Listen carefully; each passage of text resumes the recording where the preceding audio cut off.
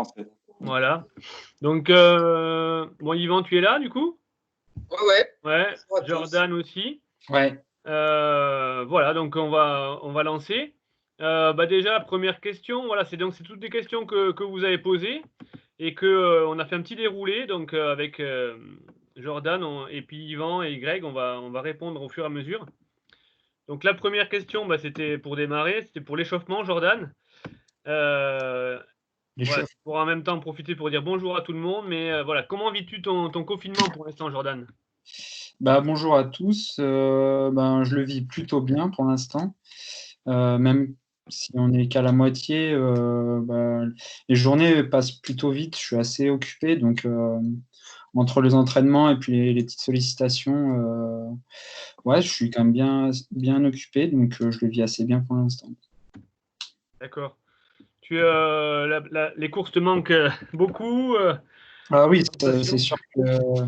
Puis même retrouver tout le monde, avoir une vraie vie, avoir voir des gens et tout ça, c'est quand même, ça me manque. Et puis surtout le sentiment de sensation de course, de vrai effort, ça me manque, quoi. Ouais, d'accord. Tu as profité pour faire peut-être d'autres choses, tu nous le diras après. Nous, c'est vrai que staff équipe de France, voilà, ou les entraîneurs de la Fédé, là, voilà, c'est vrai qu'on en profite, on pense à vous quand même, les clubs et tout. On pense à vous et on part sur des écritures, voilà, de mémentos, des choses qui pourront vous aider après dans les clubs, etc. Donc du coup, voilà, on a aussi des journées bien occupées avec la mise en place de ces visios qui nous permettent aussi voilà, de passer un petit peu de temps avec vous, d'échanger et voilà, de ne pas vous laisser tout seul. La deuxième question, Jordan, c'est une question que plusieurs t'ont un petit peu posée. Il y a Clément, il y a donc Clément Peugeot, Hugo Duchemin et Antoine Lachaise qui te demandaient comment tu t'entraînais pendant cette période de confinement. Écoute, pas quelque chose d'extraordinaire. Je fais un peu du home trainer. J'ai investi dans un home trainer connecté. Donc, je fais ça, je fais du gainage, du renforcement musculaire, de la muscu, mais plus avec du poids de corps. Et ça représente entre 13 et entre 10 et 15 heures par semaine. Ça reste de l'entretien, c'est sûr que c'est pas c'est pour garder un certain niveau de forme, mais pas être au top. Ça sert à rien d'être au top maintenant, quoi. Ouais. Est-ce que tu as fait évoluer ton entraînement entre le début là de premier mois, on va dire, de confinement et puis ce deuxième mois là qui commence là? Ouais, j'ai fait quelques jours cool, vraiment. J'ai fait 2-3 jours repos, puis après je me suis remis dedans petit à petit. Je me fais des petits défis aussi gainage comme ça pour embellir un peu les entraînements, mais voilà, maintenant je fais des petites intensités courtes, mais je tape pas vraiment dedans pour pas me fatiguer, ça sert à rien. D'accord. Une question de Hugo Namiste, c'est faut-il continuer les séances d'intensité pendant le confinement? Si oui, quel genre d'intensité? Faut-il faire des simulations de course? Que faire sans entraîneur? Courir, est-ce bénéfique pour le vélo? Alors, bon, je vais commencer une première réponse, mais voilà, comme on a dit un petit peu avec Jordan, voilà, je pense qu'au début, on est passé un petit peu d'une phase de découverte, d'entretien, on s'est un petit peu adapté à notre nouveau quotidien et tout ça. Et donc, je pense que tout le monde est parti sur quelque chose qui était un petit peu ludique, voilà, découverte de tout ça. Et maintenant, comme a dit Jordan, on est passé sur une phase d'entretien des qualités, éventuellement de développement sur certaines, comme tu pouvais dire, avec des défis, etc. Donc, je pense qu'effectivement, on peut cibler là maintenant des intensités ou des qualités spécifiques sur lesquelles on veut travailler avec le home trainer ou avec notre périmètre d'1 kilomètre là en footing sur 1 heure, voilà. C'est Stéphane qui est Stampier qui nous disait là il y a 2 jours sur une autre réunion que lui, voilà, il faisait toutes ses intensités en footing dans une côte qui était juste derrière sa maison et après il faisait sa récup sur le home trainer. Donc voilà. il faut axer voilà, soit sur vos lacunes, soit sur vos points forts. Des sites de simulation de course, ça peut être aussi intéressant pour se motiver avec certaines applications sur Home Trainer. Attention quand même à ne pas se tromper d'objectif, hein, comme a dit Jordan, il faut garder des forces pour quand vraiment la saison va reprendre. Pas tout laisser sur son Home Trainer quand même. Si vous n'avez pas de Home Trainer, bah, c'est sûr que c'est un peu plus compliqué dans cette période-là quand même. La plupart voilà, des athlètes se sont tous posés un petit peu des défis perso, des choses qu'ils n'auraient pas fait ou qu'ils n'avaient pas le temps de faire avant. Je sais pas Jordan toi, mais en tout cas Julie Bresset nous confiait qu'elle avait essayé son but c'était d'apprendre à jongler en ce moment. Voilà, donc si vous n'avez pas non plus d'homme trainer, il y a toujours cette histoire de petit footing dans le coin. La PPG, éventuellement s'improviser des petits parcours de PPG. On a aussi développé des fiches d'imagerie mentale là, que vous allez bientôt pouvoir bénéficier sur le hashtag roulez chez vous de la Fédération française de cyclisme. Donc ça pourra faire aussi un petit peu de travail, des exercices. Et également, regarder des films de VTT parce que voilà, se rappeler notre activité, voir retrouver des coupes du monde qu'on peut retrouver sur Internet ou des séances d'enduro. Par rapport à la course à pied, c'est sûr que c'est pas la même chose que faire du vélo, mais ça peut quand même participer à votre athlétisation corporelle et maintenir, voire éventuellement améliorer des qualités cardiovasculaires, voilà, selon votre entraînement classique, quoi. Ouais, je sais pas, du coup, Jordan, c'est quoi Ouais. ton Bah, moi, objectif perso? je cours un petit peu aussi. Habituellement, je cours que l'hiver, un petit peu. Et puis là, ouais, du coup, je varie un petit peu. Je fais home trainer, course à pied, gainage. Donc, ouais, je me suis mis un peu plus à la course à pied entre ouais, 2, 3 fois par semaine. Ouais. Philippe, toi, sur les athlètes que tu entraînes au Pôle Espoir ou éventuellement autres champions comme Maxime Marotte, mais voilà, au Pôle Espoir, on a Loana Lecomte, etc. Qu'est-ce que tu leur as fait faire de plus ou de différent dans cette période? Bah, disons que dans un premier temps, c'est vrai que le premier mois, c'était surtout entretien. On savait en plus pas combien de temps allait durer ce confinement, donc on était parti sur de l'entretien pendant un mois, sachant que voilà, je les ai tous rassurés parce que on revient rapidement, surtout à cet âge-là, hein, un mois sans trop rien faire, il y a pas trop à s'affoler. Là, du coup, comme il y a un mois de supplémentaire. Disons que pour varier et puis faire des séances un petit peu plus attrayantes, disons qu'on a commencé à faire sur des intensités un peu plus hautes. Voilà, mais toujours sur des exercices du court assez faciles, quoi. En fait, bon, Pierrick pourrait le confirmer. Là, on a commencé des séances là sur 8 minutes en 30-30, 3 séries par exemple, pour vous donner un exemple, quoi, en fait. Voilà. Ça permet quand même de passer plus vite et puis ouais, de faire un petit peu d'intensité en ce moment. Ils se sont habitués finalement au home trainer, donc voilà. Et puis je pense que quand on pourra revenir sur le vélo, il y aura plus un bloc endurance. Voilà, autrement, au niveau des autres activités, c'est ce que disait Jordan, hein. De toute façon, on n'a pas énormément le choix non plus, hein. Voilà, ça tourne autour du footing aussi également, de la PPG. Voilà, donc nous on a un préparateur physique au niveau du pôle, donc il envoie toutes ces séances-là. D'ailleurs, le même préparateur que Jordan. Ouais, Donc il y a de quoi faire, hein, Jordan, tu vas le confirmer. Et ouais, puis, alors on en profite aussi pour faire peut-être des choses où ils n'ont pas l'habitude de faire. Moi, je leur envoie aussi des petits tutos pour faire du trial en VTT, quoi, des choses un petit peu techniques. Bon, tout simple, hein, déplacement roue avant, déplacement roue arrière, mais il y en a certains, malgré qu'ils soient à un bon niveau, ils sont pas capables forcément de faire tout ça de façon, enfin, être très à l'aise dans ce domaine-là. Et puis la dernière chose, c'est aussi un petit peu de yoga. Voilà, il y a beaucoup d'applications qui sont gratuites en ce moment, dues au confinement. Normalement, elles sont payantes et je vous conseille d'aller voir là-dessus. Il y a vraiment des applications qui sont très, très intéressantes. Et le yoga, ça permet un petit peu de se relaxer et puis de faire aussi des étirements. Et je trouve que ouais, c'est intéressant, quoi. Ok, très bien. On a ensuite une question de Alain Bidal. C'est combien de temps faut-il faire du home trainer par jour? et semaine. Donc c'est vrai que le home trainer, c'est l'activité du moment. Hein. Je pense que eux, ils sont pas en pénurie. Enfin, je pense qu'ils justement, ils sont en pénurie, les vendeurs de home trainer, mais ils n'auront pas vécu la crise comme tout le monde.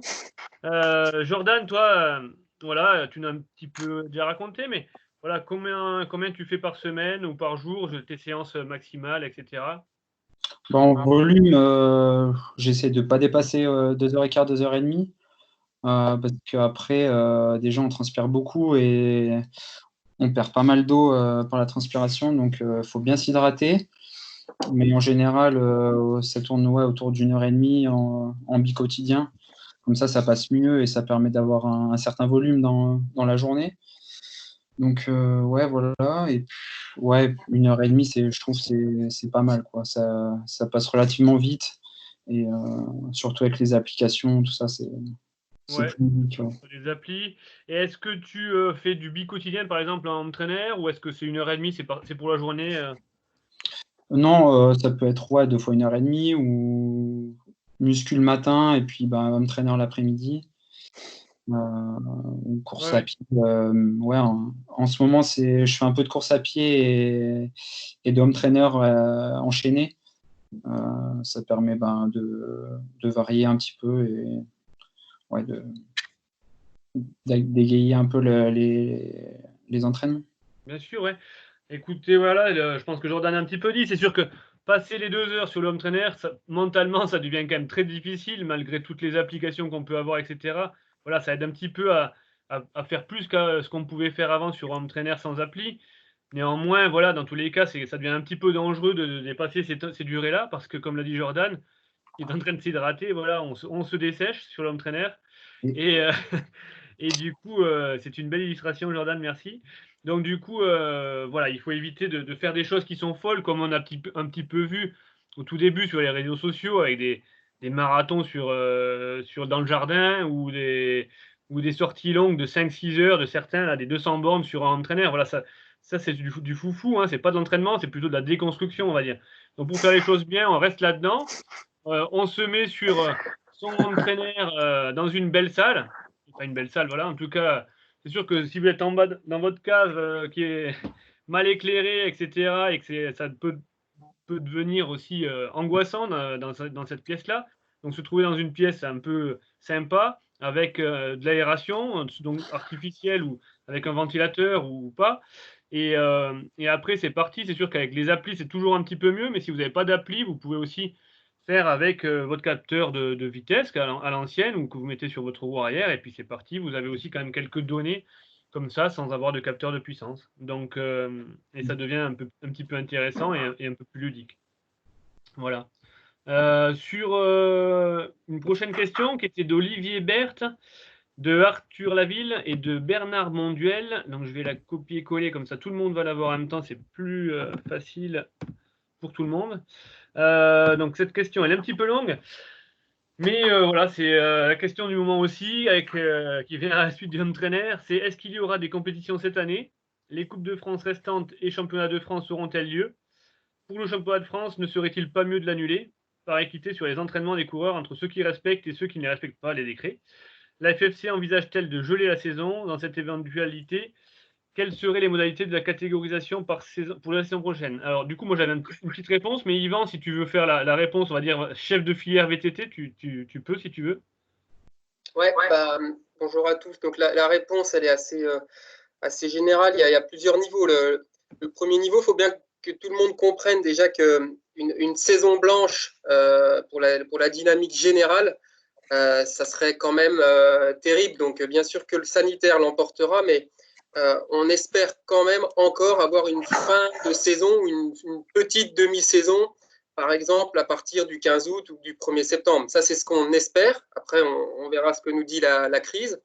La deuxième raison, c'est qu'il faut aussi que tout le monde comprenne que la Fédération française de cyclisme, elle a un modèle économique qui est basé sur quand même les engagements, les organisations, et qu'aujourd'hui, la fédération va être en grande difficulté, on le sait déjà à cette heure, mais encore plus si on n'a aucune compétition de niveau régional ou national qui est organisée cette année. Alors, la Fédé et son département organisation, bien sûr, et les comités travaillent pour qu'il y ait cette fin de saison. Et puis, on verra en temps voulu ce qu'on décidera. Pour le championnat de France, évidemment, il ne peut pas avoir lieu au 11-12 juillet. L'idée, ça pourrait être de trouver une solution sur la deuxième moitié du mois d'août, par exemple.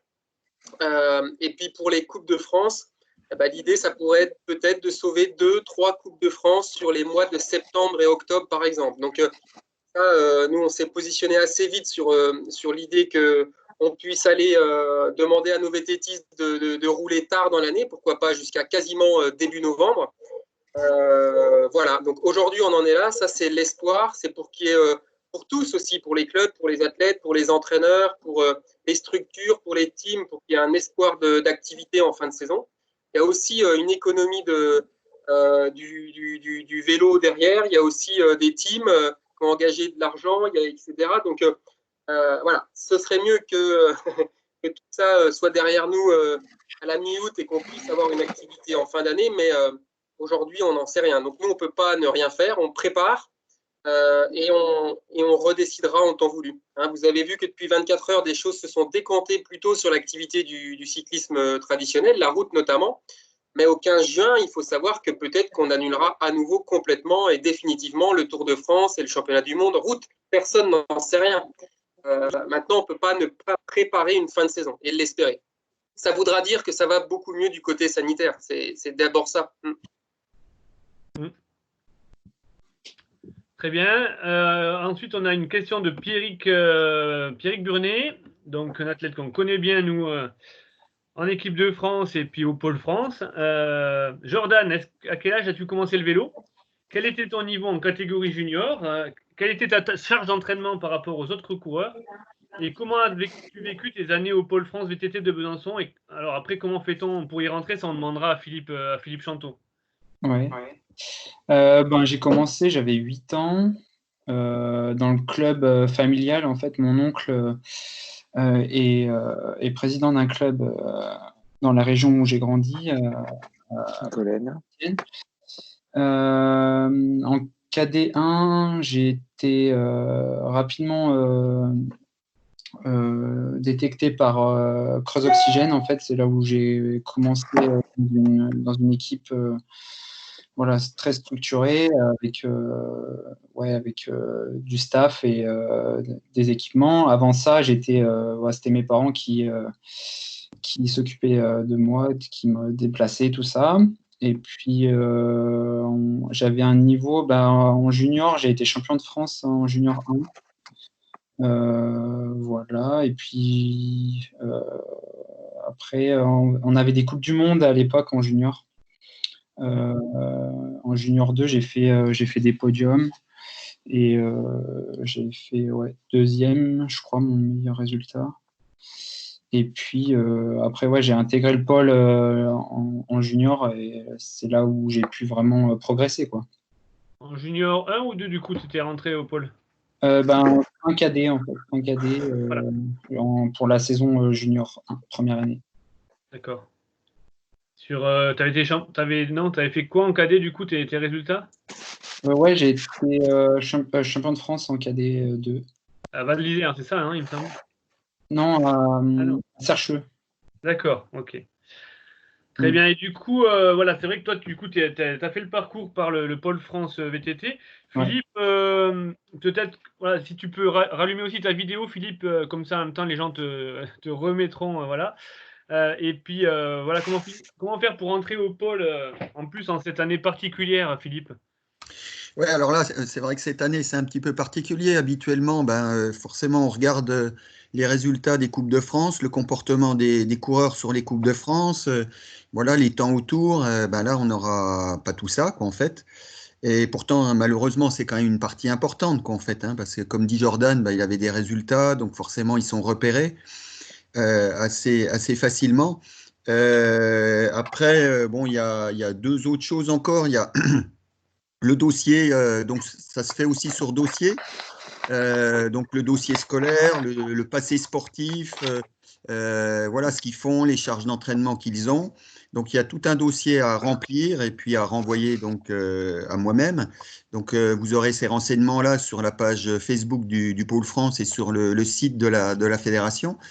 Puis le troisième point, c'est des tests physiques et tests techniques. Voilà, donc j'espère qu'on pourra mettre en place au mois de juin, tout début juin, ces tests-là, parce que si on ne peut pas les mettre en place, ça se fera que sur dossier, quoi, en fait. Donc voilà.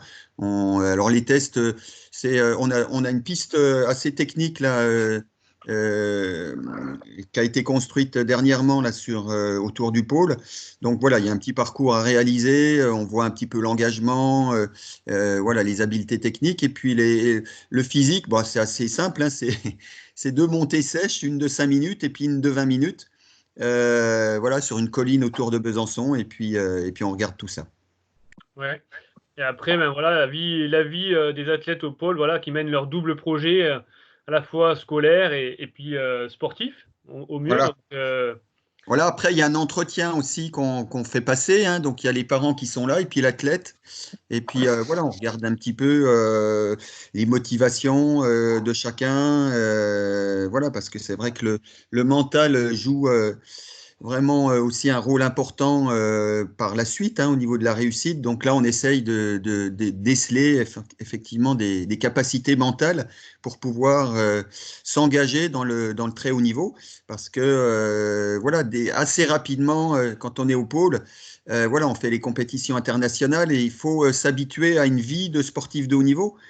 Et alors, non pas qu'elle soit difficile, hein, c'est que en fait, il y a quand même, je dirais, une organisation à avoir. Et puis voilà. Donc, on essaye de voir au sein de ces entretiens si l'athlète est prêt pour tout cela.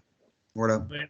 Organisation, rigueur et plaisir quand même. Je pense que Ah oui, les bien sûr. athlètes passent par là, voilà, s'en souviennent positivement. On a une question de Vincent Vaudot qui demandait à Jordan quelle plateforme utilisais-tu? Alors bon, vu que c'est à Jordan, ça va pas faire de la publicité, tant pis, de toute façon on a le droit de dire les marques. Avec le confinement, comment axes-tu tes entraînements, sachant qu'il n'y a pas vraiment de date certaine à moyen terme? Arrives-tu à faire des longues séances sur Home Trainer? Bon, tu as déjà un petit peu répondu. Et voilà, quelles séances en tout cas te paraissent nécessaires actuellement? Déjà, j'utilise Swift. Je trouve que c'est une application ludique. Ça permet d'être en interaction avec d'autres coureurs, tout ça, donc de partager des séances. On en a fait une il n'y a pas longtemps, justement, avec l'équipe de France. C'était sympa. On s'y prend bien au jeu. Ça fait passer plus vite les séances. Après, en ce qui concerne... Attends, c'était quoi la question? C'est un petit peu... Non, je fais pas de longues séances parce que c'est... Enfin, je trouve que c'est pas une bonne idée de faire ça en ce moment. Je préfère faire des courtes séances et... C'est ce que tu nous as déjà dit, ouais. Ouais. Après, vu qu'il n'y a pas de date encore de course, c'est difficile de se projeter vraiment. Du coup, je fais de l'entretien pour garder un certain niveau de forme, mais sans trop être au top, quoi. Et la séance que tu fais le plus actuellement sur Home Trainer, ça serait laquelle alors? En ce moment, je fais du 30-30. C'est ça, ouais. De la PMA, quoi. Ouais, de la PMA. PMA courte, ouais. Ok. Je profite du confinement aussi pour me régénérer, quoi. Je fais d'autres choses à la maison.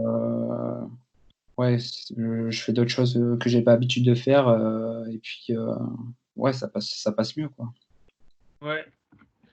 Ok. Question suivante. Du coup, je viens de la poster. C'est Hervé Billet, Sylvain Todeschini, Emmanuel Abat et Gabin Pasleg. Donc, c'est vraiment une question un petit peu du monde qui tournait sur cette question. Alors, quelle diététique avant une compétition? Quelle technique de concentration le jour de la compétition? Quel processus de récupération? Ensuite, on nous demandait un petit peu par rapport à ce que tu pratiques, la visualisation mentale. Quels objectifs, quelles méthodes? Comment garder la motivation pour se préparer pour les Jeux de 2021 pour toi? Et puis enfin, comment garder la motivation maximale pour s'entraîner en ce moment, quoi. Pour la diététique avant une compétition, Moi, j'ai pas réellement une diète particulière, mais faut faire le plein de glucides, surtout l'avant-veille. Voilà, on va dire ouais, manger. Enfin, du coup, je mange sans gluten. Par contre, il y a 3 ou 4 ans, j'ai eu un champignon dans les intestins. Du coup, j'avais l'intestin irrité, et puis du coup, j'avais un transit pas correct. J'avais des problèmes de digestion. Donc, je me suis mis au sans gluten. Mais sinon, ouais, faire le plein de glucides avant la course. L'avant-veille, c'est le repas le plus important. Donc, faire le plein de glucides, pas trop manger de fibres avant la course. Les légumes, tout ça, faut pas trop en manger. Voilà. Quelle technique de concentration? Moi, j'ai pas de technique particulière, mais je me mets vraiment dans ma bulle le jour de la course, surtout voilà, 2-3 après le repas, après le dernier repas pris, voilà, j'arrive vraiment à me concentrer, à rester focalisé sur ce que je dois faire. Et mais ouais, pas de technique particulière. Je pense au départ, à comment clipser ma pédale, les vitesses, et puis voilà. En récupération, je déroule après la course. Je roule ouais, 20-30 minutes après la course. Vraiment tout tranquille pour éliminer les, les toxines. Je prends une boisson de récup rapidement aussi après la course pour refaire les stocks et voilà. Après, manger pas mal de légumes le repas qui suit la course ouais, pour être bien récupéré les jours d'après. Ça, c'est important de bien manger après la course.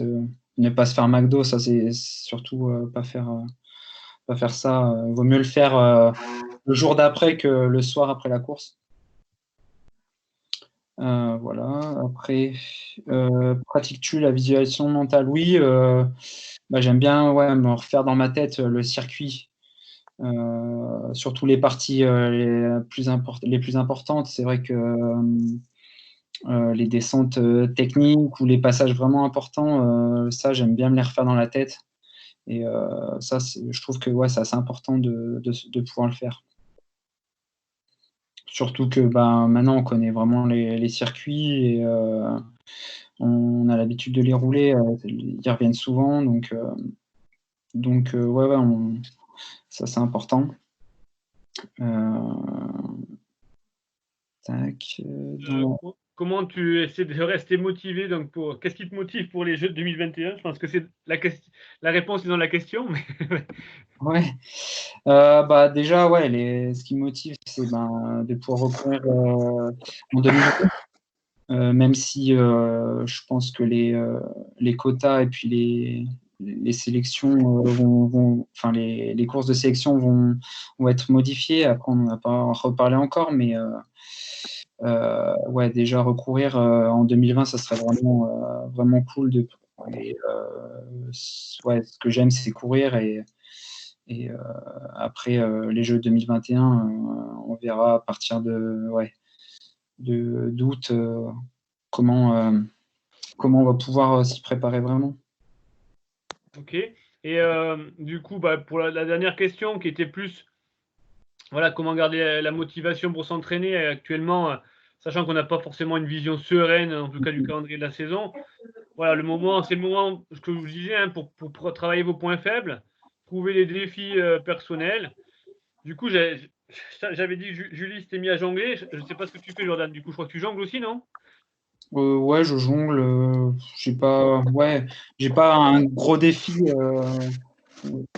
que je me suis mis, mais voilà, c'est des petits défis. Par exemple, en gainage muscu, j'avais posté une vidéo, passer sous la table et repasser de l'autre côté, en fait. Ah oui. Ça, c'était sympa. J'ai essayé quelques fois quand même avant d'y arriver. Mais j'ai pas de défi particulier, c'est un peu au feeling, quoi. un peu pendant la séance, tiens, je me dis, ah bah tiens, ça, je vais faire ça. Mais j'ai pas un défi avant la fin du confinement en particulier. Oui. Stéphane nous disait, lui, que son défi, c'était de s'occuper de son gamin, du coup, pendant plus que prévu.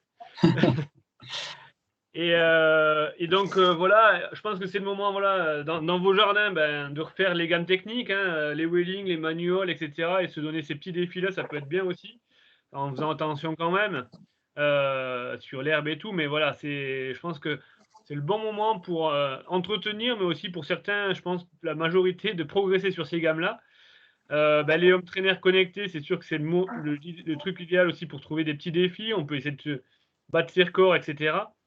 La PPG, le gainage, voilà, c'est vrai il y a beaucoup de fiches ou de documents sur le haut niveau. On en parlait hier soir avec Victor. Il manque un petit peu des documents peut-être pour le débutant ou le moyen niveau, comme ça, intermédiaire. Mais vous pouvez aller trouver pour l'instant, plein d'aides techniques ou visuelles sur les sites sur Internet à ce niveau-là. Donc, c'est des bonnes activités aussi pour la période. En tout cas, je pense on n'a pas vu pour l'instant de champion qui s'ennuyait dans cette période-là. Je pense que c'est pas ton cas non plus, Jordan. Non, je m'ennuie pas. Alors ensuite, on a une question, je ne sais plus qui c'est qui l'avait posée, il me semble que c'est Olivier Cheneval. Lorsqu'un cadet débute en Coupe de France, qui n'a pas participé au TRJV ou TFJV, mais qu'il a remporté le championnat de son département et fait plusieurs podiums en Coupe départementale, quelles sont les possibilités de faire valoir son niveau afin qu'il ne se retrouve sur les dernières lignes de départ des Coupes de France? Alors, du coup, peut-être qu'Yvan pourra compléter ma réponse, mais dans l'idée, voilà, déjà, c'est de se rapprocher, quand on performe au niveau régional, voilà, on peut déjà se rapprocher du CTS en région, hein, donc Grégory qui est là aussi, pour nous faire remonter de ces informations, parce que c'est sûr qu'on ne peut pas être sur tous les terrains, mais on peut déjà avoir des informations comme ça. Et ensuite, dans tous les cas, il faut remonter les lignes progressivement en fonction du placement initial qu'on a en Coupe de France. Plus on est fort, plus ça va vite, mais ça finit toujours par remonter. Donc, en général, ça prend toujours 1 ou 2 courses. Jordan, tu avais démarré en quelle ligne en cadet, tu t'en souviens? Je crois que j'étais en 5 ou 6e ligne, ouais. Voilà, et tu avais mis combien de temps à revenir en première? Première Coupe de France, je fais 5e, du coup, j'étais première ligne. Voilà, c'était réglé, quoi. Ouais. Qu'on dit un petit peu souvent quand même, voilà, mais quand on a le niveau, ça remonte quand même assez vite sur le devant. C'est sûr que quand on part un peu plus loin que la 5e, c'est sûr qu'on met un peu plus de temps, mais ça vient toujours Yvan. Tu peux peut-être avoir des précisions là-dessus? Non, mais c'est juste abondé, c'est-à-dire n'hésitez pas à passer par votre club, votre département, votre CTS pour nous faire remonter l'info. Sachez que à la DTN, on a la possibilité, parce qu'on a des bonnes relations avec les commissaires VTT sur les Coupes de France, on a la possibilité de faire remonter des cas où vraiment c'est évident que les athlètes ne sont pas à leur niveau, donc pour donner un peu leur chance, mais moi, j'aime bien aussi rappeler des fois des anecdotes ou des extrêmes. Une année, Raphaël Gay est parti 182e dernier en Coupe du Monde VTT à Albstadt et il l'a gagné. Donc, à un moment donné, voilà, en VTT, on doit quand même pouvoir remonter les pelotons en 1 heure d'effort. Bien sûr que ce n'est pas évident, mais on sait aussi ça, quoi. On a une question de Nicolas Covarel. Comment gérer l'entraînement d'un jeune sans faire de vélo de route pour des raisons de dangerosité et d'attrait de cette discipline? Alors, Nicolas, voilà, je pense que tout dépend ce qu'on appelle jeune, hein, mais voilà. En tout cas, jusqu'en cadet, je pense qu'il faut privilégier réellement la technique. C'est ce qui fera qu'ensuite, une fois qu'on aura un très bon athlète technique, on pourra développer le moteur, entre guillemets, et qui pourra progresser. Parce que sinon, autrement, on va travailler. Si on démarre trop tôt, le physique, notamment avec la route, par rapport au VTT, on risque d'être coincé, hein. On voit réellement que nos meilleurs athlètes, c'est d'abord les plus techniques, hein. Jordan en fait partie, mais voilà, on a du Victor, on a du Titouan, les plus jeunes, pour les plus jeunes, mais également les plus anciens. À haut niveau, voilà, Nino Schurter, ça reste quand même un athlète ultra technique. Yolanda, Nef et puis Pauline, maintenant aussi, sont très techniques. Donc voilà. Donc jusqu'en cadet, je pense qu'il faut déjà bien privilégier le VTT. On a moyen vraiment de faire des choses. Éventuellement, on peut commencer à incorporer de la route en cadet. mais on peut aussi faire du chemin roulant en VTT. À chaque fois, on rappelle aussi un petit peu comment il s'appelle, Maxime Marotte, donc que c'est Philippe qui entraîne désormais, mais avant ça, Maxime et puis Stéphane Tempier avaient réalisé leur podium au championnat du monde OG sans avoir fait, donc en junior, sans avoir fait de route avant. Lucas Martin, cette année, l'an dernier, pareil, il n'avait jamais réellement fait beaucoup de route avant. Donc, il y a l'équilibre à l'entraînement qui doit pencher pour le VTT par rapport à la route, même s'ils font tous évidemment un peu de route une fois qu'on est en junior. Voilà. Également, si réellement c'est un problème avec la route et puis la dangerosité, c'est clair que c'est plus dangereux, les home trainers du coup connectés qu'on voit actuellement, ça, on voit que c'est intéressant, il y a de quoi faire, il y a du bon travail, etc. là-dessus. Je ne sais pas si Jordan, ouais, tu peux nous dire, toi, la route, actuellement, pourcentage, et puis surtout dans les jeunes catégories, à quel moment tu t'y es mis? Quand je suis rentré au pôle, c'est là où j'ai vraiment attaqué la route. Avant, En junior, quoi. Ouais, en junior. Après, en cadet, j'en faisais très peu. Ça a été vraiment en junior que j'ai vraiment eu un vélo de route. Après, attends, c'était quoi l'autre question? Non, du coup, ouais, quand Ah oui, le pourcentage, actuellement, le pourcentage à peu près, voilà, ouais. Sur l'année, évidemment, parce qu'il y a des périodes où tu en fais il y a plus. des périodes où je fais plus de VTT, plus de route, mais on va dire 60% de VTT et 40% de route, ou 50-50, quoi.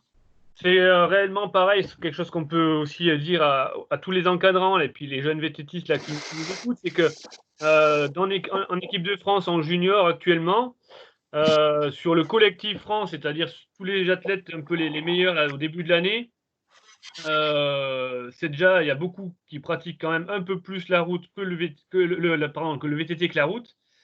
Et c'est ces athlètes-là qu'on retrouve à la fin de l'année sur les championnats en règle générale, quoi. C'est-à-dire c'est ceux qui font pencher l'équilibre côté VTT plutôt que par rapport à la route. Voilà, le VTT actuellement est devenu tellement spécifique, des circuits engagés spécifiques qui ressemblent quasiment plus rien à la route, et il faut être un très bon VTTiste, quoi, avant d'être un bon routier. Question en suivante, du coup c'est David Roustan, Valentine Lautissier, Boris Champlet, Amandine Gargalo et Noé Desprez. Donc, c'est un pool de questions. Comment Jordan appréhende ces 3 semaines précédant un gros objectif? Ta charge de travail, Jordan, semaine par semaine à peu près, voilà, tes types de séances. Quels sont les différents entraînements que tu fais tout au long de l'année? La préparation physique et mentale effectuée pour être performant et quels sont vos entraînements réguliers pour préparer la saison? Voilà, donc tu peux nous dire, Jordan, en gros, les grandes lignes de ton entraînement dans ton calendrier pour répondre à ces questions. Ouais. Je pense que Yvan, il pourra apporter aussi un petit peu. Oui. Mais ouais, au début, par exemple, si on part de janvier jusqu'à décembre, jusqu'à la fin de saison, ou de décembre jusqu'à de quoi? Je sais pas, il y a quelqu'un qui n'a pas coupé son micro, on va demander de couper les micros. Si, j'ai tout coupé. Hein. Ouais, c'est bizarre. Ah si, ça y est, il y en a un autre là, c'est bon. Hop. Allez, c'est bon. Vas-y, Jordan. Du coup, j'attaque par un volume d'endurance jusqu'à début février environ. Et puis, à partir de là, je développe les qualités avec du seuil, de la PMA, du lactique. Après, du coup, j'entretiens tout ça. Et puis, voilà, c'est par bloc avec des objectifs à chaque fin de bloc. Et puis, rappel d'endurance, etc., quoi. Je fais souvent une petite coupure en fin mai, début juin, et puis c'est là où je reprends l'endurance, qualité, développement des qualités, et puis l'entretien. Quand il y a des courses qui s'enchaînent, c'est plus de l'entretien. Ouais. Et les 3 semaines avant un gros objectif, tu fais quoi du coup? Du coup, un peu tout, quoi. Seuil, PMA, et puis la semaine précédente, précédant la course, c'est quand même assez light, plus des petites intensités, quoi. Ouais. Ça reste de la récup, c'est basé sur la récup la semaine précédant la course. Oui, et puis évidemment, il faut de la fraîcheur. Je pense que tu peux voilà. C'est la fraîcheur qui fait aussi performer, quoi. Hein. Oui, c'est sûr que quand tu enchaînes les courses de week-end en week-end, à la fin de la saison, c'est sûr que il faut garder un peu de fraîcheur. Ouais. En plus, toi, tu as souvent l'habitude d'arriver encore fort en fin de saison, puisque bon, on te voit performer sur le Roc d'Azur depuis quelques années, quoi. Ouais, c'est sûr que j'arrive à bien terminer, puis à rester motivé aussi jusqu'à début octobre. Du coup, tu parlais de coupures. Là, je faisais un petit peu des statistiques sur les entraînements des cadets, juniors, espoirs. A priori, voilà, entre la grande coupure et les micro-coupures en saison dont tu parlais, voilà, on était aux alentours de 35-40 jours pour un cadet, 30-35 pour un junior, et au-delà, on était aux alentours de 25-30 jours. Je ne sais pas si ça correspond à ce que tu fais. Attends, du coup, c'est quoi c'est les jours de coupure, Les ça? jours de coupure dans l'année, c'est-à-dire entre la grande coupure qu'on fait en général, que vous faites en général à la fin, plus une ou deux coupures en saison, voilà, on était aux alentours de 30 jours pour un élite ou un espoir, quoi. Je fais environ 3 semaines de coupure à la période hivernale, enfin à la fin de saison, et puis c'est environ ça, oui. 30 jours, ouais. Yvan, tu voulais rajouter quelque chose par rapport à ça? Non, peut-être qu'après, c'est vrai que chaque entraîneur aussi a un petit peu un modèle d'entraînement. Après, bien sûr, il s'adapte à chaque athlète, mais moi, je sais qu'avec mes athlètes, j'ai plutôt toujours vu quand même sur le long terme. Donc, Jordan, c'est quelqu'un qui est pas énormément dans le volume, que ça soit par semaine, par année, etc. Parce que l'idée, c'est aussi de pouvoir enchaîner les années sur une carrière et puis d'aller comme ça. Vous avez vu, vous avez des bons exemples avec Maxime et puis Stéphane qui a 33, 34 ans sont quasiment au top de leur carrière. Donc, ça veut dire que ça a été bien mené depuis une quinzaine d'années. Donc, on garde plutôt cet esprit-là. Ce qui fait qu'on a souvent, pour Jordan, des semaines comme ça, entre 8 et 15 heures, c'est la grande moyenne. Alors qu'on a aussi des exemples plutôt à 15, 20, 25 heures et on a un peu plus de mal à tenir aussi avec les années, avec ce modèle-là, je pense. Ensuite, on a une question de Frédéric Hurlin. Alors, c'était une question avec plein de sous-cases. J'avais même demandé un petit peu de précision. Sur l'utilisation de la puissance, la différence route VTT dans le profil de puissance, l'organisation de l'entraînement donc dans les hautes intensités en VTT, les attentes en termes de puissance par rapport à la fréquence cardiaque au niveau mondial. Donc on va essayer de répondre à ça, et si vraiment ça ne va pas, tu nous mettras dans les commentaires, Frédéric, sur le côté pour nous réaiguiller. Donc voilà, l'idée c'est par rapport à l'utilisation du capteur de puissance. On voit réellement que les élites l'ont tous adopté. Ils l'ont à la fois sur le vélo de route et sur le VTT pour avoir des données en compétition aussi. Chez les juniors, on voit que on n'en est pas là. Hein. Quand ils l'ont sur le vélo de route, c'est déjà pas mal.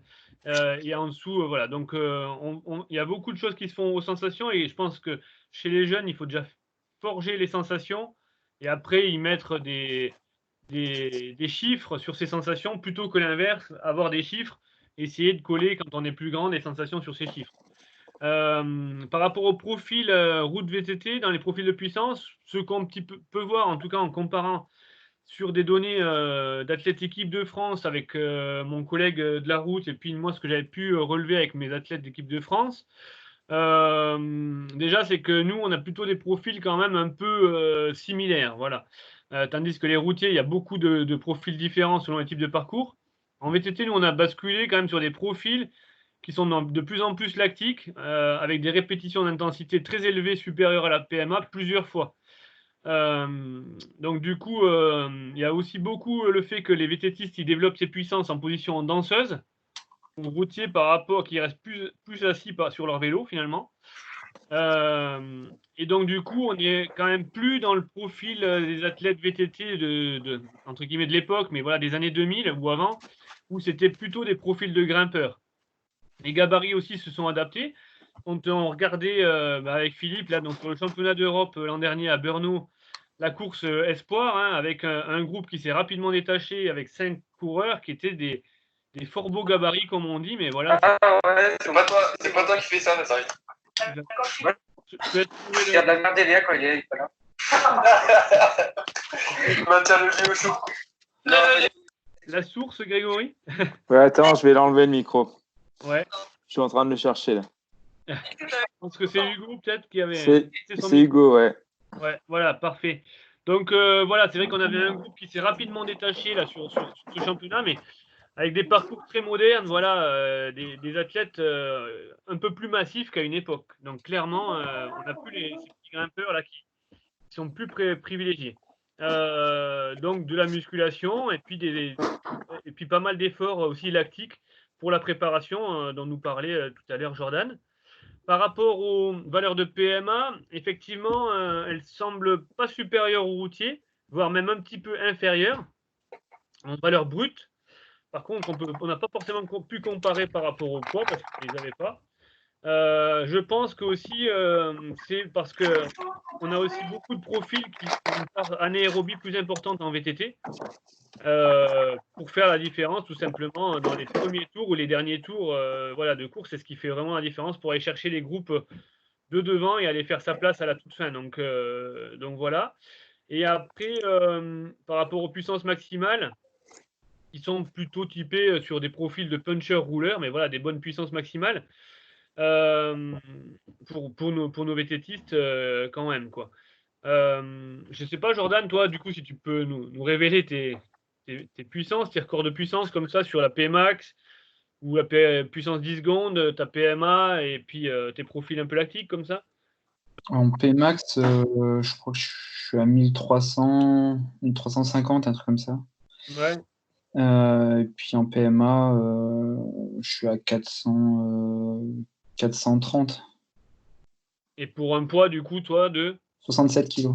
Voilà. Donc, il faut toujours remettre au poids parce que c'est vrai qu'avec les routiers, on a des surprises des fois. Forcément, il y a un peu plus de watts, mais il y a aussi souvent un peu plus de poids quand même. Donc voilà. L'organisation spécifique des séances d'intensité en VTT, ben, je pense que voilà, quand on parle de spécifique, l'idée c'est de pouvoir les faire sur le VTT, parce que sinon on n'est plus réellement sur du spécifique, mais du travail d'intensité sur son vélo de route. Voilà. En VTT, il y a plein de moyens de faire des séances de PMA, alors en faisant dans les clubs avec des courses de relais par deux ou des courses de relais quand on veut faire du lactique avec un peu plus de récupération à plusieurs. Voilà. Et on peut tourner comme ça avec son VTT, travailler la force aussi sur des montées un petit peu impossibles, des radars comme ça où on va monter avec un gros braquet. Donc voilà, l'organisation est très facile sur les intensités VTT en spécifique. Par rapport au profil un petit peu puissance, ou en tout cas les attentes puissance FC au niveau mondial, j'avais pas forcément. Voilà, peut-être Yvan a peut-être des choses à nous dire à ce niveau-là. Bah, le rapport puissance FC, je ne comprends pas forcément bien la question. Par contre, pour abonder dans le sens de ce que tu disais, Mathieu, si on devait un peu caricaturer, c'est vrai que sur route, pour exister, il vous faut une très grosse qualité dans un domaine, le sprint, être puncher, être rouleur, être grimpeur, etc. Sinon c'est compliqué. Sinon, vous êtes équipier. Enfin, c'est un petit peu caricatural. En VTT, c'est dur d'avoir un trou dans un domaine, mais c'est dur d'être très, très compétitif partout. Donc, on a plutôt affaire à des profils de polyvalents plus, parce qu'il faut sprinter pour partir, il faut sprinter souvent à l'arrivée. Il faut être capable de monter des bosses de 10 secondes très vite, des bosses de 2 ou 3 minutes très vite aussi. Il faut être capable de tenir comme ça un seuil pendant 1h30. Donc, voilà, il faut être polyvalent plus. Et d'ailleurs, on le voit bien, les athlètes VTT qui ont basculé sur route, les Fuglsang, les Sagan ou un Guillermo chez nous, on a plutôt des profils de puncher-grimpeur, quoi. Voilà. Et puis, voilà, c'est pas parce que finalement les PMA sont peut-être un peu plus basses, mais finalement, ils s'en sortent très, très bien parce que, comme tu le dis, c'est ces moments clés là qui se font jamais finalement sur la PMA, mais au-dessus de la PMA qui font la différence.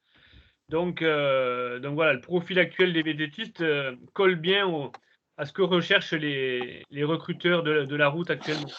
Et du coup, ça fait un petit peu le lien avec la dernière question qui nous permettra de terminer cette heure voilà, de visioconférence avec Jordan, avec Philippe Chanteau et puis Yvan Clolus. Voilà, c'est une question de Corentin Ville. Jordan, comment gérais-tu la double pratique route cross-country olympique de 2014 à 2016 lors de ton passage au Chambéry cyclisme formation, voilà. Donc voilà. Et quelle différence dans l'approche de l'entraînement entre la route et le VTT? Quelle qualité as-tu prioritairement développée avec la route? Les épreuves sur route t'ont-elles apporté un plus pour le cross-country? Et ensuite, pour finir ces questions-là, quel conseil donnerais-tu à un junior qui souhaite performer sur les Coupes de France XCO et découvrir en même temps l'univers de la route? Eh ben, Non, mais le Chambéry Cyclisme Formation m'a accueilli. Ouais, vraiment, ils étaient vraiment super sympas et ils m'ont laissé le choix de courir en VTT et en route. Et ils m'ont laissé totalement libre le calendrier avec le choix des courses. Donc, ça, c'était vraiment appréciable. C'était une belle opportunité. Donc, j'ai choisi certaines courses en fonction de mes objectifs. J'ai fait pas mal de courses en mars, avril, et puis j'avais fait une course à étapes aussi en juin pour préparer la fin de saison. Ouais, c'était plus pour avoir une base de foncier et puis faire des efforts soutenus longs. Et puis pour pouvoir encaisser les courses de VTT de week-end en week-end.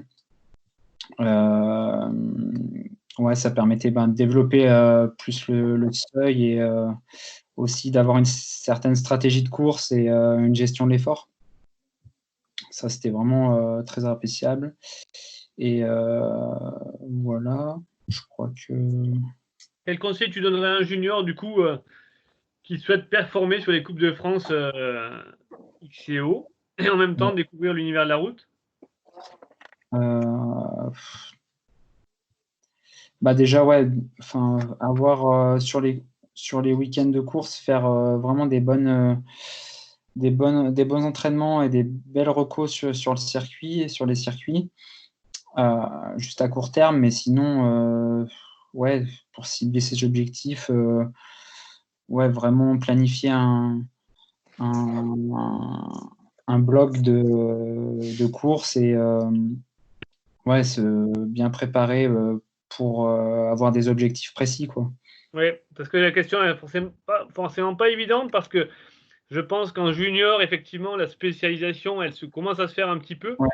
Et alors, du coup, performer sur les Coupes de France XCO, finalement, on n'est pas forcément sur le niveau international. VTT, donc peut-être moins de recherche aussi de points UCI pour la catégorie, etc.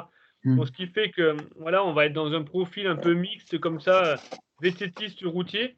Mais c'est avant tout, moi, je pense que le conseil, voilà, ça serait comme tu as dit, Jordan, de trouver des objectifs dans la saison, éventuellement en VTT et en route, mais pas surmultiplier les objectifs, voilà, parce que sinon, on va trouver plusieurs lèvres. Et enfin, la place de la PPG, dont la musculation, dans ton activité, Jordan? Ça fait un peu plus d'1 an que je fais de la musculation toute l'année. J'ai un préparateur physique en plus de mon entraîneur Yvan. Donc, je fais environ entre 2 et 3 séances par semaine de muscu.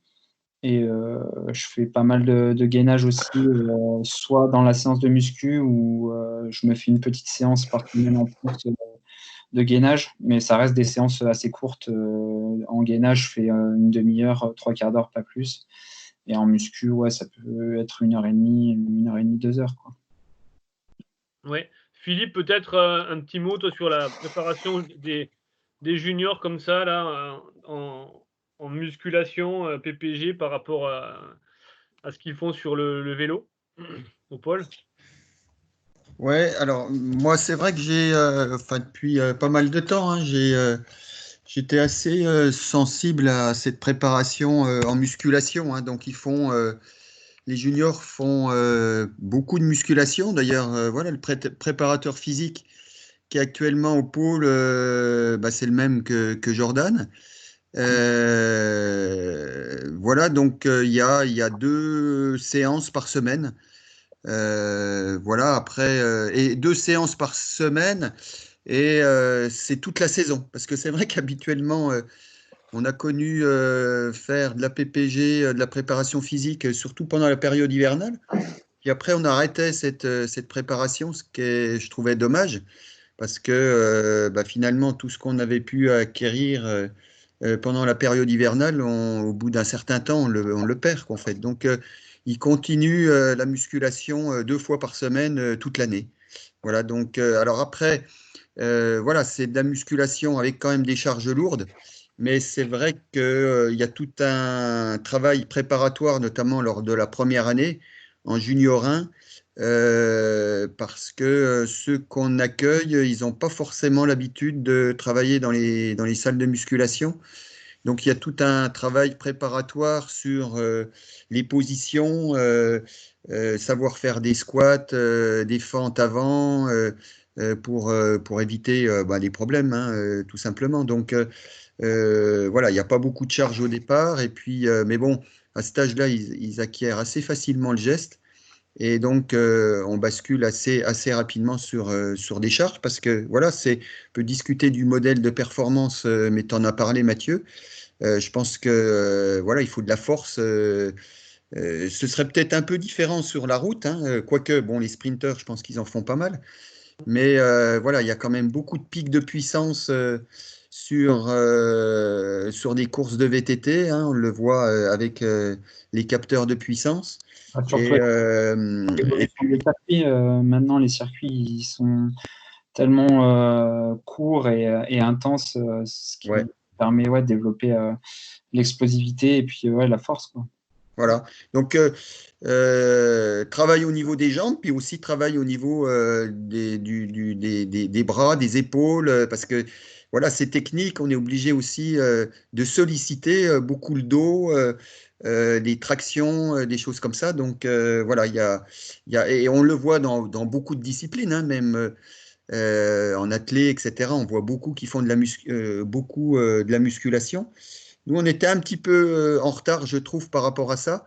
Et donc, voilà, ça est en train de bien évoluer. On le voit sur les réseaux sociaux, hein. Il y en a énormément qui postent des petites vidéos concernant la musculation. Donc, c'est pour ça que les jeunes qui nous écoutent, là, voilà, il faut s'y mettre assez tôt, mais voilà, avec un bâton au départ, hein, juste pour apprendre le geste, hein, chez les minimes et les cadets, en poids de corps, ça suffit. Et une fois qu'on a vraiment bien acquis le geste, voilà, après, on peut mettre du poids. Donc, c'est aussi un apprentissage technique à avoir, quoi. Voilà. Très bien. Même il y a une petite question qui est arrivée en commentaire. Est-ce que tu as un préparateur mental, Jordan? Oui, enfin je suis toujours en relation avec lui, mais je bosse plus trop avec lui. Mais ouais, quand j'ai attaqué mes premières années en élite, ouais, j'avais un préparateur mental. Très bien. Et bon, on n'a plus de questions. Par contre, il y a une petite question bonus. Tu n'étais pas prévenu, Jordan, mais que je pose à chaque fois. C'est pour Oui. finir un peu de manière fun, mais finalement, on voit les philosophes en équipe de France ou pas. C'est pour toi, quelle est la différence entre le bon vététiste et le mauvais vététiste? Le bon vététiste, je pense que il se fait plaisir et c'est pour ça qu'il fait du VTT. Et le mauvais vététiste, c'est que il va courir pour courir et pas forcément prendre du plaisir à aller se faire mal sur un vélo. Très bien. Bah, écoute, c'est le point commun parce que finalement, toute cette question-là, toutes les réponses, en tout cas de tous les champions qu'on a pour l'instant, elles tournent autour du plaisir que vous pouvez prendre sur votre vélo, que ce soit en compétition ou pour ceux qui se font en mode loisir. Donc finalement, on se retrouve là. Vous vous retrouvez là-dessus à chaque fois sur cette question piège. Je vais remercier du coup Philippe et Yvan voilà, d'avoir apporté leur aide à cette réunion.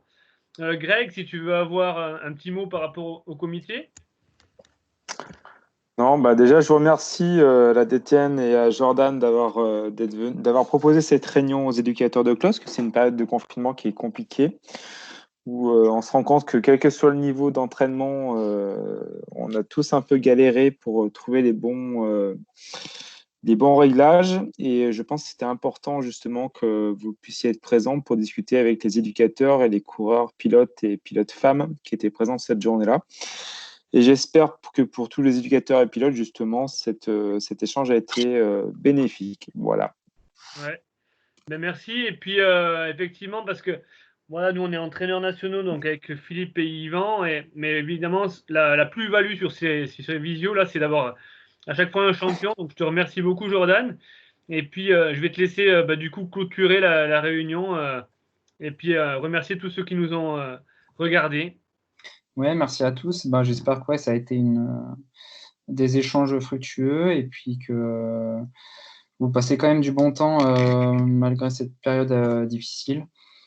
Donc, ouais, il faut garder le cap et on va sortir de cette période, je pense, grandie. Voilà. Ben, merci à tous et bonne soirée. Ouais, bonne soirée, salut. Au revoir. Merci. Au revoir. Bonsoir. Mathieu, Oui. tu sais quand on a enregistré, il faut arrêter l'enregistrement quelque part ou pas?